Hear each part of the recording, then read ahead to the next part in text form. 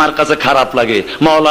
মাওলানা সাবরা, বক্তা সাবরা বক্তৃতা করুক, কিন্তু সুবিধাবাদ জিন্দাবাদ, যেখানে যেমন সেখানে তেমন কথা বলে, মনের মতো দেখবে শুনবে, বলবে না, বিপদে পড়বে না। মানে গোল আলু ভাতেও দেওয়া যায়, নিরামিষ করা যায়, ভাজি করে খাওয়া যায়, গড়া দিলে গড় গড় যায়।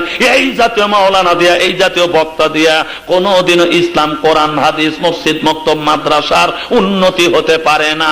জোরে বলুন পারে? অন্যায় যেটা সেটা তুলে ধরে বলতে হবে, এটা অন্যায়, এটা করা যাবে না, এটা ন্যায়, এটা তোমাদের করতেই হবে। এই কথা তো মাওলানারা বলে না। সুবিধাবাদ জিন্দাবাদ।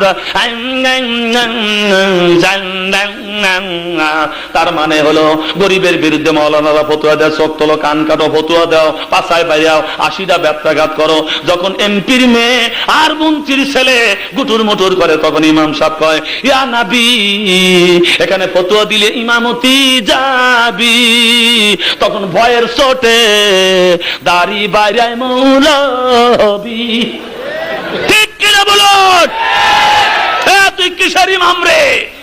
ইসলাম সকলের জন্য সমান অধিকার রাখে। জোরে বলুন কথা ঠিক কিনা?